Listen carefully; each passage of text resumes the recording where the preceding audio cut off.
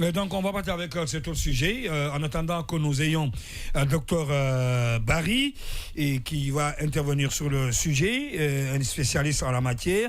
Il est commissaire du forum de Conakry sur la cybersécurité, docteur en cybersécurité également, hacker éthique, avec plus d'une décennie d'expertise en sécurité défensive et offensive, ainsi que dans le renseignement électronique. Il est aujourd'hui résolument engagé en faveur de la promotion et de la cybersécurité en Afrique. Il est déjà en ligne. On va aller avec Dr Barry. On refait le monde. L'invité. Dr Barry, bonsoir. Bonsoir. Bienvenue dans cette émission.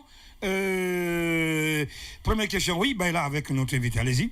Oui, docteur Barry, donc vous êtes spécialiste de cybersécurité. Vous avez pu constater depuis hier que dans les médias, on évoque un potentiel piratage non seulement de l'aéroport de Conakry, mais depuis aujourd'hui également du site de l'agence en charge de la régulation des agences de sécurité. Et que pouvez-vous nous dire là-dessus? Est-ce qu'il s'agit bien d'un piratage et quelles peuvent être les conséquences et que pouvez-vous nous dire là-dessus? Alors, effectivement, il semblerait qu'il s'agit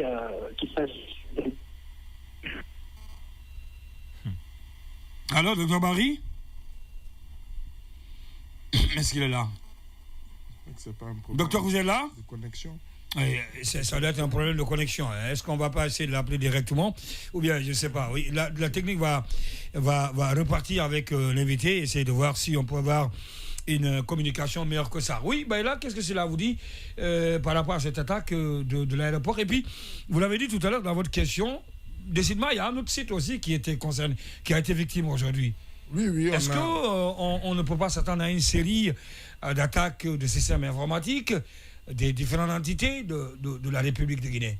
Oui, en tout cas, c'est inquiétant, c'est même effrayant. C'est même effrayant, effectivement, aujourd'hui, sur les réseaux sociaux et sur plusieurs médias en ligne. On a constaté effectivement qu'un deuxième site internet avait été également victime. On va repartir avec le docteur Barry. Il est là, au bout de la ligne. Docteur, bonsoir. Oui, rebonsoir. Oui. On a été coupé, donc oui. Indépendamment de vous et de nous également. Oui. La question de monsieur de Baïla Ali. Baïla Amadou Traoré, pardon. Oui, est-ce que vous m'entendez? Oui, nous vous entendons. Ok, très bien. Donc, la question, pour répondre à la question, il n'y a pas eu de communiqué officiel. Donc, on n'a pas vraiment de chaîne officielle, mais tout porte à croire qu'effectivement, des cyberattaquants ont pris le contrôle du site web de l'aéroport. Et aujourd'hui aussi, on a appris effectivement que l'Office de régulation des agences de sécurité et de protection a été aussi piraté, mais il semblerait que ce site-là soit revenu à la normale, en tout cas visuellement. Mais l'aéroport, pour l'instant, la situation est restée là où elle était hier. Donc effectivement, on n'a pas plus d'infos que ce qui sort dans la presse. Il y a eu l'attaque a été revendiquée par comme vous l'avez dit tout à l'heure, Anonymous 224. Bon, il faut comprendre sur ce genre d'appellation, c'est plus des idéologies qu'un vrai groupe. Voilà, ça se réfère un peu au groupe mythique connu sous forme d'Anonymous, qui se prétend être un peu un justicier, qui est un peu une sorte de Robin de Bois ou de Superman qui vient régler des problèmes là où les autorités classiques n'arrivent pas à résoudre. Donc là, on peut estimer que c'est un groupe qui s'affilie à cette idéologie-là. Après, voilà, quelle est la motivation de ce groupe?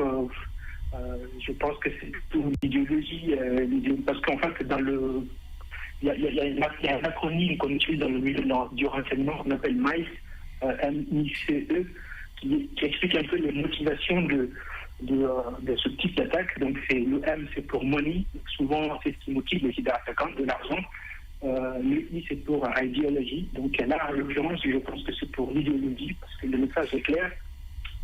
On voit qu'ils protestent contre contre les restrictions de liberté en Guinée. Et voilà, dans les deux autres lettres, c'est réaction et égo. Bon, on ne va pas les développer ici, mais ce qui nous intéresse ici, c'est que, en tout cas, les intentions sont claires. Et pour l'instant, on ne sait pas s'il y a eu des vols de données et s'il y a eu une rançon qui a été demandée. Mais voilà. Et aussi l'Agence nationale de la sécurité des systèmes d'information, qui est l'autorité en charge de ce sujet-là, n'a pas communiqué parce qu'elle est censée être un peu le premier pompier sur place. C'est quand même l'aéroport, c'est une zone sensible, symbolique aussi de la Guinée. Donc je pense que l'agence en charge de la sécurité des systèmes d'information en Guinée a certainement pris en mesure la situation et peut-être en train de travailler activement avec les équipes locales pour... Alors est-ce que cette... Oui, allez-y. Ok, mais du coup, vous militez en général pour justement pour attirer l'attention des décideurs sur les enjeux de la cybersécurité. Est-ce que cette attaque met quand même aussi en lumière la vulnérabilité de ces sites et est-ce qu'on peut faire un lien aussi avec l'utilisation des VPN ces dernières semaines, de ces derniers mois depuis la restriction des réseaux sociaux? Alors oui, c'est vrai que moi, mon combat, et le combat aussi parce que je fais partie d'une association, d'un groupe, d'une entreprise, donc notre combat, c'est plutôt dans la sensibilisation. Donc on organise le forum de Conakry sur la cybersécurité, donc je suis le commissaire général. Effectivement, c'est des sujets qu'on adresse. On vise à rassembler les principaux acteurs de ce sujet-là, de tout l'aspect numérique et cybersécurité, donc incluant entreprises, institutions publiques et éducatives, etc., pour accroître la prise de conscience sur ces problématiques-là. Donc c'est tout à fait notre combat. Et à côté de ça aussi, on a une entreprise qui s'appelle Afflissure, et on accompagne beaucoup de nos clients justement sur des problématiques similaires. C'est-à-dire qu'on vient pour faire de résolution d'incidents, de réponse à incidents, parce que je ne sais pas comment l'incident est géré au niveau de l'aéroport, mais il faut manier avec tact. Souvent, les ravisseurs demandent de l'argent, il ne faudrait pas payer, en tout cas pas tout de suite. Il faut souvent faire appel à des experts sur le sujet pour travailler. Donc, on effectue ce genre d'accompagnement et on accompagne les clients aussi en amont. Parce qu'il ne faut pas venir comme pompier ou médecin légiste pour essayer d'identifier quelle était la cause du problème. Il faut accompagner le client dès le début pour mettre en place une stratégie de protection des données. Donc effectivement, ça fait partie du portefeuille de mes activités, en l'occurrence en Guinée. Maintenant, est-ce que c'est lié à l'utilisation du VPN? C'est difficile de faire un lien direct. Mais ce qui est sûr, c'est que, comme je l'ai expliqué dans une radio concurrente, les problématiques du VPN, c'est une source de problèmes. C'est difficile de faire un lien de cause à effet entre les problèmes introduits par le VPN et l'attaque qui a eu lieu, parce qu'il faudrait avoir un peu plus de détails sur l'attaque pour comprendre est-ce que un VPN on va dire vérolé ou un VPN malicieux aurait pu être le vecteur de cette attaque-là. Ce qui n'est pas impossible, mais c'est difficile. Parce que le problème dans ce genre de cas, c'est souvent on a un problème d'attribution. On ne sait pas vraiment qui a fait cette attaque-là. Bon, souvent il y a un message de revendication, mais derrière on ne sait pas vraiment. Est-ce qu'il usurpe l'identité? Est-ce que c'est un concurrent qui a fait ça? Parce que parfois on peut glisser des écritures en chinois pour accuser les Chinois, ou dans le code on glisse des écritures en russe pour accuser les Russes, parce que derrière il y a une sorte de médecin légiste qui va venir et se décortiquer un peu l'attaque pour comprendre quelle a été l'origine et qui est responsable.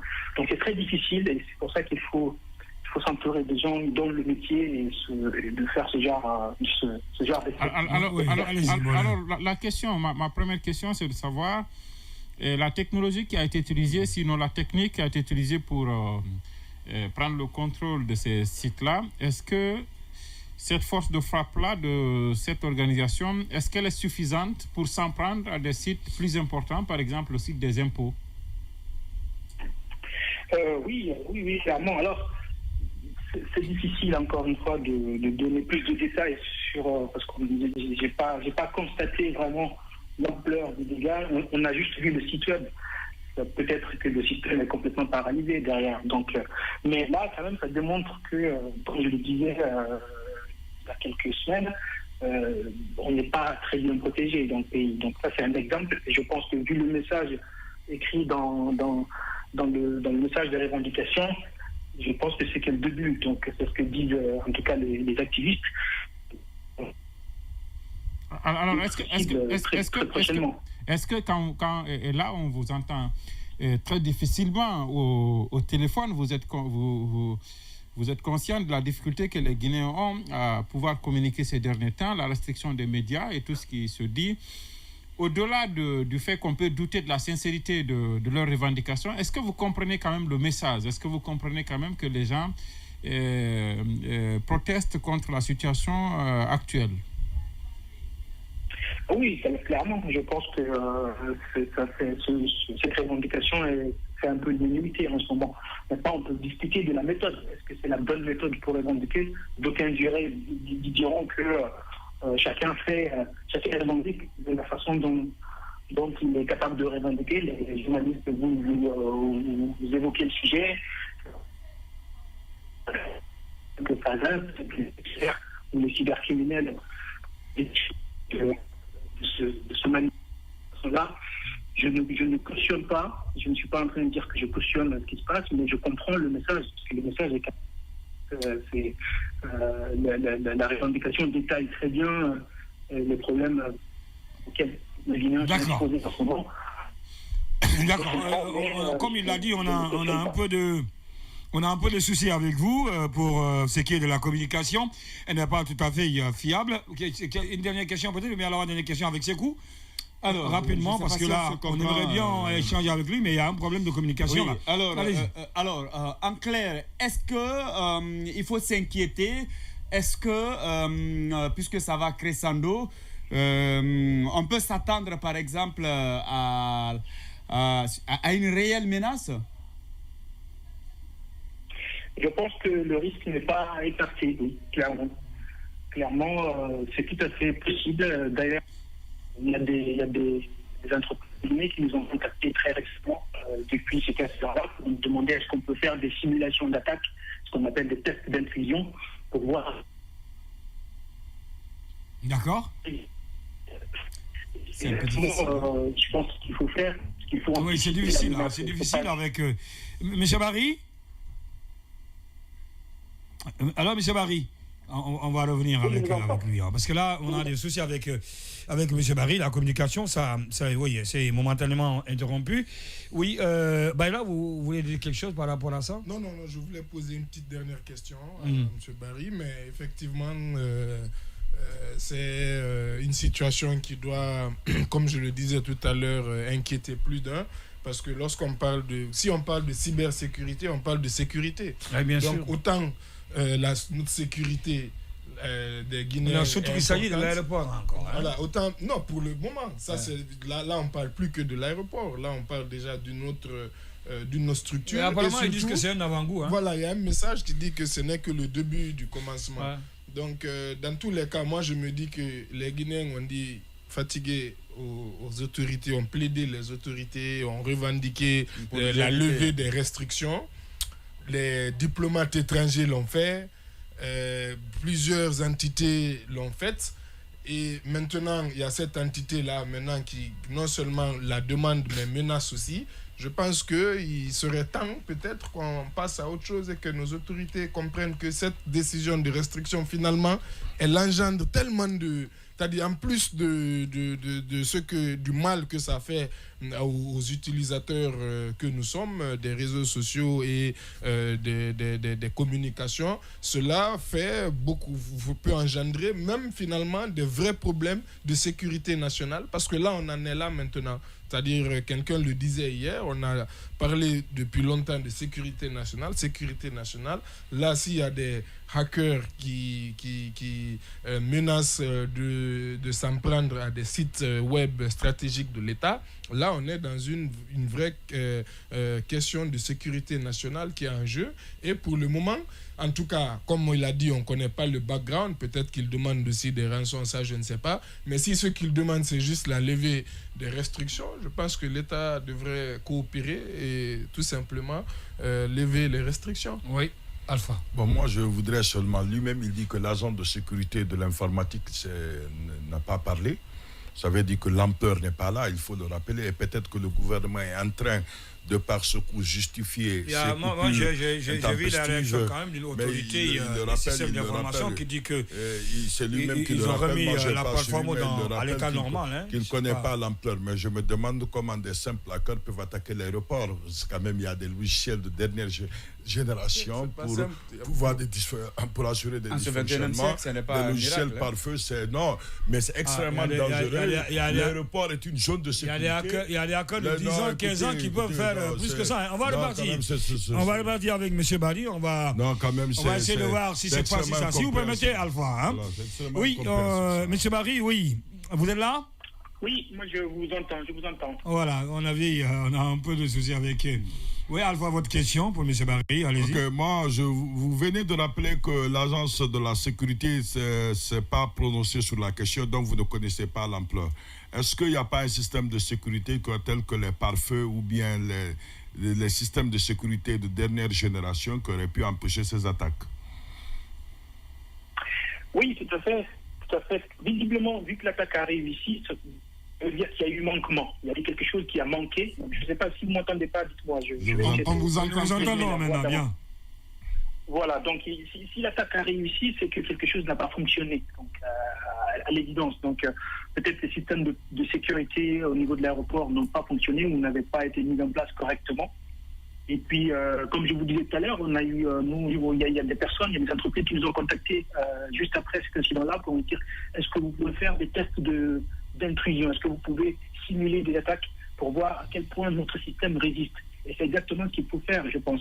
Quand on a une entreprise de cette sensibilité-là, il faut faire ces simulations d'attaque, appeler des experts pour qu'ils essayent de se mettre dans la peau du hacker, du cybercriminel, pour voir jusqu'où ils peuvent aller et expliquer comment ils ont fait, quels sont les manquements à corriger. Donc ça, je pense que c'est quelque chose qui doit être fait par toutes les entreprises qui manipulent un peu qui sont à terre un peu sensibles, quoi. En France, par exemple, il y a une catégorisation qu'on appelle les OZV. C'est des entreprises qui sont considérées comme d'intérêt vital.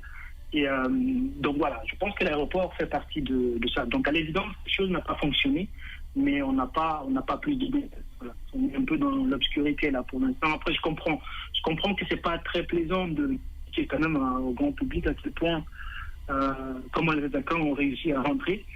Mais normalement, dans d'autres pays, il y a une obligation à le faire. Il faut expliquer ce qui a été volé, quelles sont les données qui ont été impactées, est-ce que les passagers, la liste des passagers a été touchée, est-ce que tous ceux qui sont connectés sur le Wi-Fi de l'aéroport ont été compromis. Donc voilà, il y a besoin de transparence, mais effectivement, on n'a pas eu ça. D'accord. Alors, M. Barry, quand on sait que c'est un site de l'aéroport, et parlant de l'aéroport, on sait qu'il y a beaucoup de choses à dire par rapport à ça, même au niveau des vols, des avions et autres, la gestion de l'espace aéronautique. Alors, est-ce qu'on pourrait s'attendre à des conséquences par rapport à ce qui s'est passé, cette attaque? Et quelles pourraient être justement ces conséquences-là? Donc, alors, j'ai pas entendu toute la question. Donc, les conséquences de cette attaque-là pour l'aéroport, c'est ça? Oui, c'est ça, oui. Après l'attaque donc du système informatique, quelles pourraient être les conséquences de cela?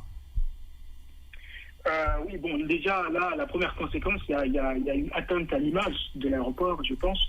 Bon, là, le site n'est pas accessible, donc ça ternit un peu l'image de l'aéroport, donc ça c'est une première conséquence. Deuxièmement, est-ce que ça empêche le système de fonctionner en interne? Est-ce que les travailleurs de l'aéroport rencontrent des difficultés pour travailler? Ça, on ne sait pas encore. Mais potentiellement, oui. Peut-être que parce que classiquement, quand les attaquants font ce genre de choses et revendiquent, c'est qu'ils ont pris le contrôle de quelque chose, soit des données ou un réseau. En tout cas, ils ont réussi à prendre en otage un système à l'intérieur, et peut-être que c'est le cas de l'aéroport. il doit y avoir des dysfonctionnements en interne. Mais c'est difficile de spéculer.